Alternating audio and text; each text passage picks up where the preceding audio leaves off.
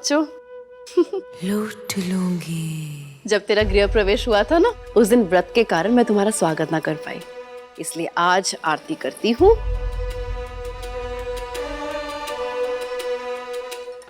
आजा बेटा। सब ठीक? शिवराज कैसा है? भाई दूज की परंपरा अच्छी तरह से हुई? अब तो तुम दोनों पे कोई नाराजगी नहीं है ना? मैंने कहा था ना सब ठीक हो जाएगा। हो गया ना सब ठीक? क्या हुआ? क्या बात है? सॉरी दाई जी, हमें वहां भेजना और ये उम्मीद करना कि शिवा इस रिश्ते के लिए मान जाएगा, बहुत गलत आइडिया था आपका। क्यों? क्या हुआ? हाँ, शिवराज अभी भी नाराज है क्या तुझसे? तुझे माफ ना किया? आरती, तिलक, भाई दूज सब ठीक से ना हुआ क्या? रसाल कुछ बोल ना, तेरे हाथों में भाई दूज का कोई तोहफा भी ना देख रही हूँ। अरे ना ना ना ना ना हमारी बच्ची, ना ना ना ना। मुझे यकीन ना हो रहा शिवराज ने तने माफ ना किया। ये सब मेरी वजह से हुआ है, सब मेरी गलती है। मेरी वजह से कितना दुख झेलना पड़ रहा है तुझे।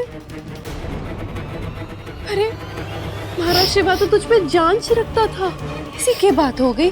भाई दूज के दिन अपने गुस्से के आगे अपनी बहन की भावनाओं का परवाह ना किया। इतना पत्थर दिल कैसे हो गया शिवराज? ताई जी, मैं तो वहां जाना भी नहीं चाहता था। भाई दूज का तिलक तो दूर, उसने एक नजर देखा भी नहीं इसकी ओर। ऐसा भाई है। बैठा था दरवाजा बंद करके कि बाहर रोती रही, गिड़गिड़ाती रही, मिन्नतें करती रही, लेकिन उसका दिल नहीं पिघला। बहुत ही घमंडी और बददिमाग इंसान है वो। बस समर सा, अपने भाईसा के खिलाफ एक गलत शब्द ना सुनूंगी मैं। अटूट प्यार है हम दोनों के बीच, और जो मैंने किया है ना, उन्हें पूरा हक है मुझसे नाराज होने का। और आज मैं एक बात साफ कर देती हूँ, कुछ भी बर्दाश्त करूंगी, लेकिन अपने भाईसा के खिलाफ एक शब्द ना सुनूंगी।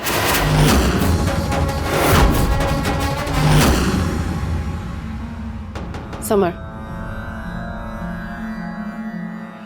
कितनी बार समझाया तुझे कि उसके साथ प्यार से काम करो। लड़की रेत है, जितना कस के पकड़ोगी उतना हाथ से फिसलती रहेगी। किस बात की अकड़ झेलूं मैं इस लड़की की? ये मुझे एटीट्यूड दिखाए और मैं इससे प्यार से बात करूं। हाँ, क्योंकि मैंने कहा है, करना पड़ेगा।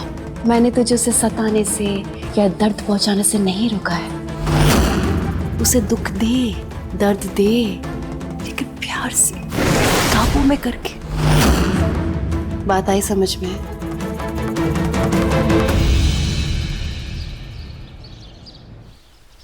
वो कनाडा का ऑफर उसकी चाल थी, तेरी बहन रसाल से शादी करने के लिए। रसाल ने तेरी और खानदान की इज्जत बचाने के लिए इसके सामने घुटने टेक दिए। किसी ने कोई दबाव न डाला हमारे ऊपर, अपनी मर्जी से की है मैंने ये शादी।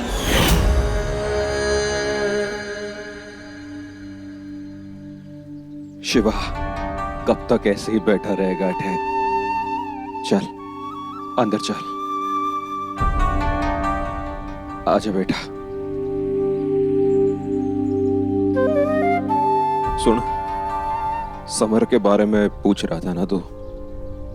जानकारी मिली है उसके परिवार की। उसके ताऊजी ताईजी बहुत बड़े कॉन्ट्रैक्टर हैं। पुश्तैनी जमीन और खेत है उनके, साथ ही व्यापार भी काफी फैला रखा है। शिवा होने को कोई टाल ना सके। रसाल के भाग्य में जो लिखा था सो तो हो गया। पण समर पूरा छोरा ना है, अच्छे खानदान का है, पढ़ा लिखा है, और सबसे अहम बात यो है कि अपनी रसाल ने प्रेम करे हैं, हमेशा खुश रखेगा उसको। तो मैं तो यही कहूँगा कि एक बार और अच्छे से सोच ले इन दोनों के बारे में, और हो सके तो अपना ले इस रिश्ते को। बड़े साहब जी, आपने कहा था समर शाह के ताई ताऊ जी के बारे में जितनी जानकारी हो सब निकालूं। इस कागज में कुछ खास जानकारी है उन लोगों के बारे में। वो लोग यहाँ से 5 गांव छोड़ के एक छोटे से गांव के रहने वाले हैं। गांव का नाम है देवरिया।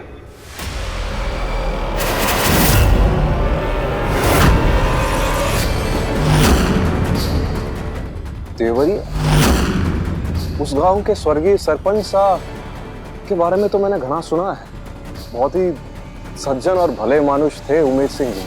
समरसा के ताई ताऊ जी के नाम है।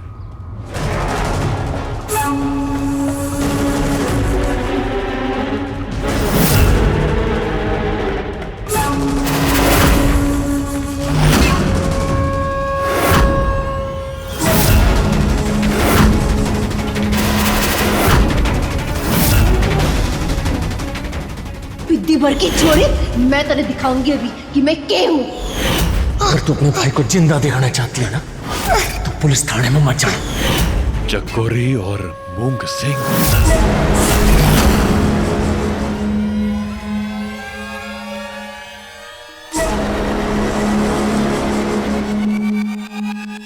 शिवा, साड़ की शादी चकोरी के भतीजे से हुई है। ये नाम पढ़कर तू बदहवास सा क्यों हो गया? पहले से जाना है कि इन लोगों को?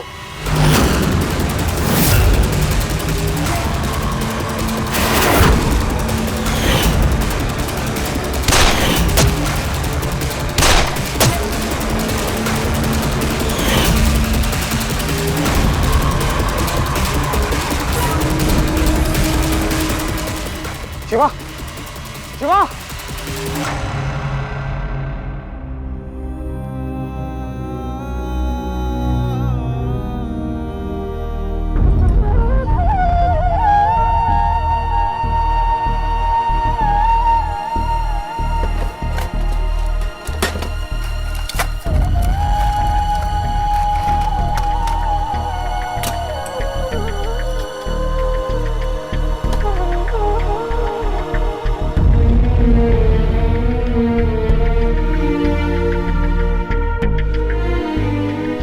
आपसे जब भी मन ने पूछा, आपने बस यही कहा कि हमारे पास कल की कोई बीती याद ना है। क्या छिपा रहे हैं भाई साहब हमारे से? मैंने अपने आप से भी एक वादा किया था कि उस चकोरी का और हमारा सामना एक दिन होकर रहेगा। उसने मुझसे जब भी सवाल किया, मैं झूठ बोलता रहा ताकि सच्चाई और चकोरी के साए से उसे दूर रख सकूं। लेकिन किस्मत मेरी लाडो को खींच के उन्हीं लोगों के बीच ले गई।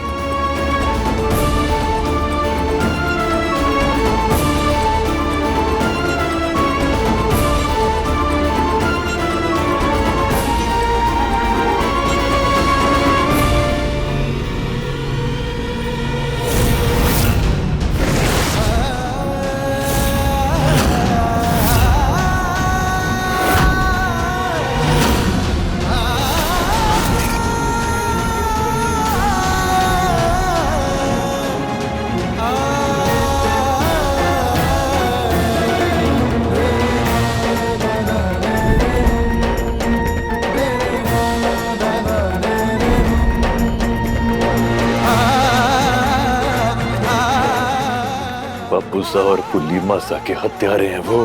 और आज मेरी लाडो मेरी आंखों के सामने उन दरिंदों के बीच पहुंच गई और मैं कुछ ना कर पाया।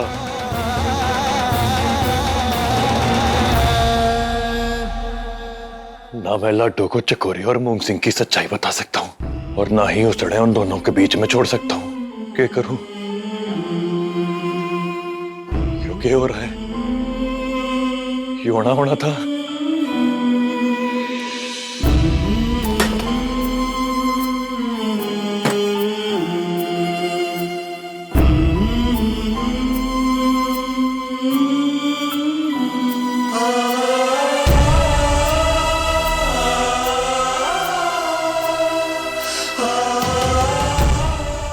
हर साल मारी कलाई पे ये राखी बांधती आई, हर दूज पे अपने भाई सा के लिए व्रत रखती आई।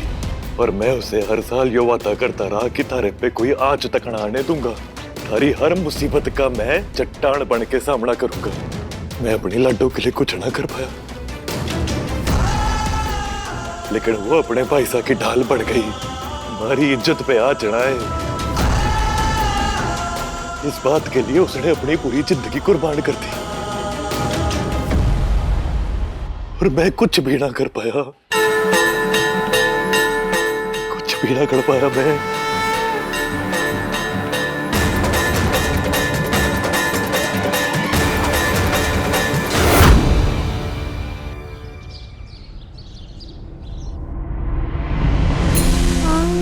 इतना सब कुछ मेरे लिए?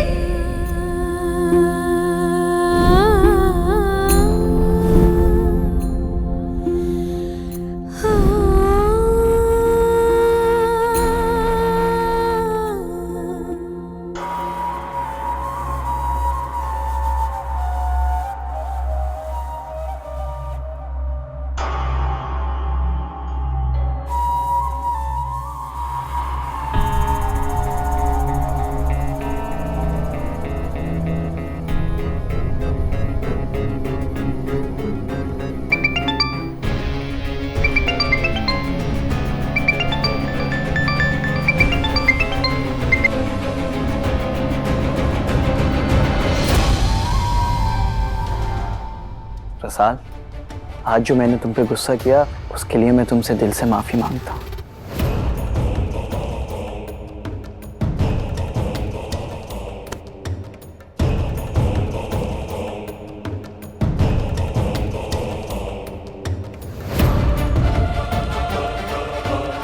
देखो रसाल, मैं, ताई जी, परिवार के सारे लोग, हम सबको तुम्हारी बहुत परवाह है। मैं जानता हूँ कि तुमने कहा है कि ताई जी ने तुम्हें बचपन में बहुत सताया है, बहुत परेशान किया है। तुम्हें लगता है कि ताई जी बहुत बुरी औरत है, लेकिन मेरा यकीन मानो, तुम्हारी उदासी देख वो भी बहुत परेशान है। उन्होंने ही मुझे तुम्हारे पास भेजा है ताकि तुम्हारे चेहरे पे एक मुस्कान ला सकूं।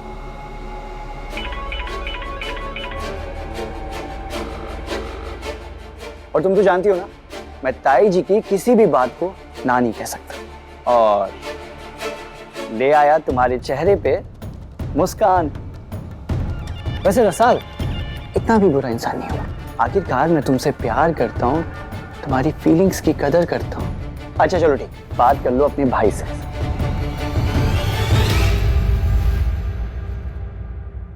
लड्डू, मन्ने माफ कर दे लड्डू, तुम्हारे सामने रोती रही और पत्थर बना रहा। माफ कर दे मन्ने। नहीं भाई साहब, माफी तो मुझे मांगनी चाहिए। दिल दुखाया है मैंने आपका भरोसा टूटा है। मैं गुस्से और नफरत के लायक हूँ भाई साहब। हाँ लड्डू, गलती मारी है। मैं देख ही ना पाया कि कैसे तूने अपने भाई साहब की खुशी, हमारी इज्जत और कड़क जी को बदनामी से बचाने के लिए कितना बड़ा बलिदान दे दिया। क्यों किया तूने ऐसा लड्डू? मैंने जो किया, अगर आगे भी मुझे ऐसा करना पड़े ना भाई साहब, तो मैं पीछे ना हटूंगी, क्योंकि मेरे लिए सबसे जरूरी आपका मान है भाई साहब। और आज हमारे कारण ही तू इतनी बड़ी तकलीफ में आ गई है, पर तू घबराना मत। मैं तुझे कभी भी अकेला ना छोड़ूंगा, क्योंकि तू हमारी जान और शान दोनों है। अब जो भी गलतियां हुई है ना, उन्हें ठीक करने में आ रहा हूं तेरे पास। लेकिन सबसे पहले तू अपने भाई साहब ने तिलक लगाएगी, और मैं तुझे तारी मन की पसंद का एक तोहफा दूंगा। आ रहा हूं मैं, इंतजार कर मारा। हाँ भाई साहब।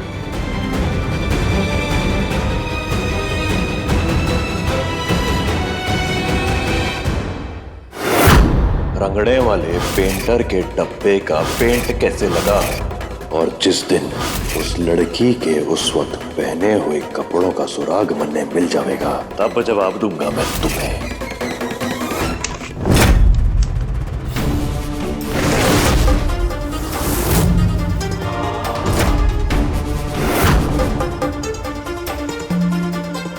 शिवा, मेरे करीब मत आना।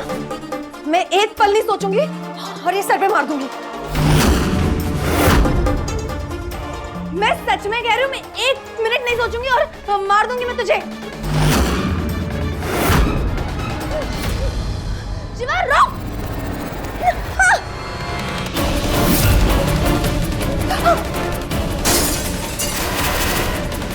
मैंने आज तक आपकी हर नादानी, हर बदतमीजी, हर जिद को बर्दाश्त किया है, क्योंकि मैंने आपको छोटी मेम साहब के ऊंचे दर्जे पे बिठा रखा था।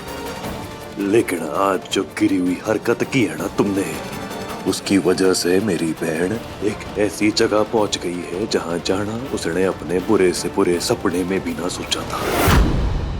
उसे किस नरक में धकेला है तुमने, तुम्हें अंदाजा बीना है।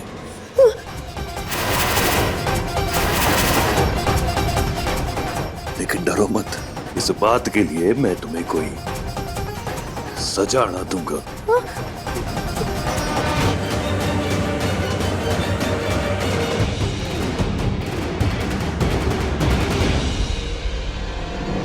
रसाल ने अपनी जिंदगी दांव पे लगा दी ताकि वो इस रिश्ते को बचा सके।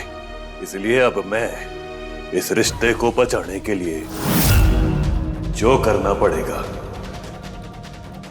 करूंगा। फिर उसके लिए चाहे मुझे किसी भी हद से गुजरना पड़े।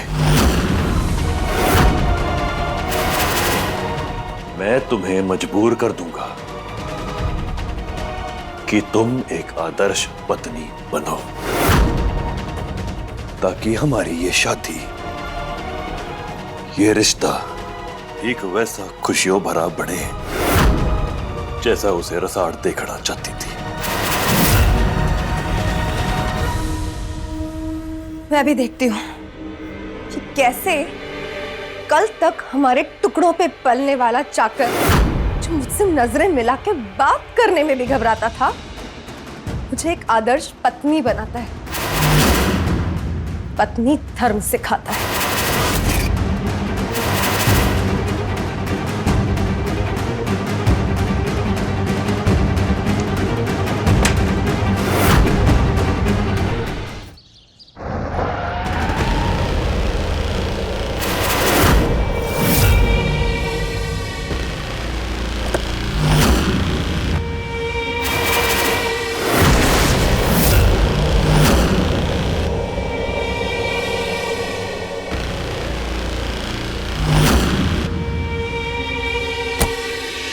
हमारा जहाज बन गया। बन गया।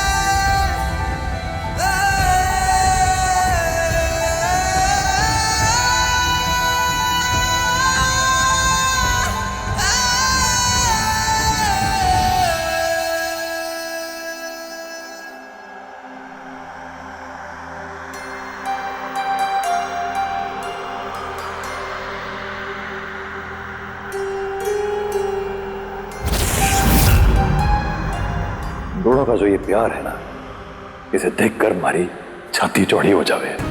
खूब गर्व है मन में कि तू मारा छोरा से।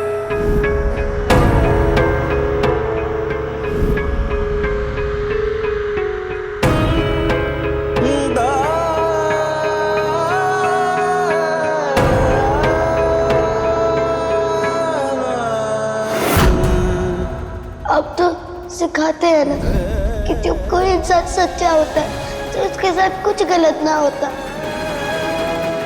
ऐसा होता है ना बापू साहब?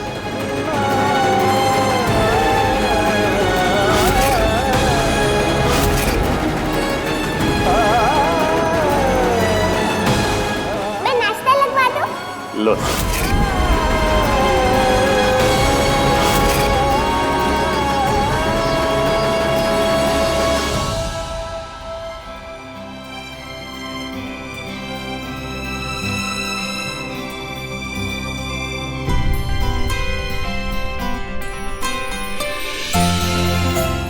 बापू साहब, जब मेरा ब्याह होगा तो मैं भाई सने और आपको छोड़ के कहीं ना जाऊंगी, बस इधर ही रहूंगी।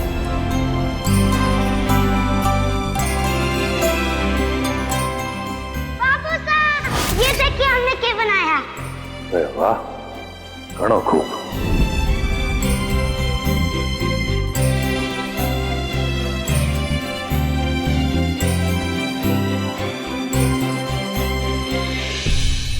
रसाल, भाई साहब, लड्डू देख तेरा भाई सा आया है। दूज का तिलक लगवाने आजा बेटा। लड्डू भाई साहब,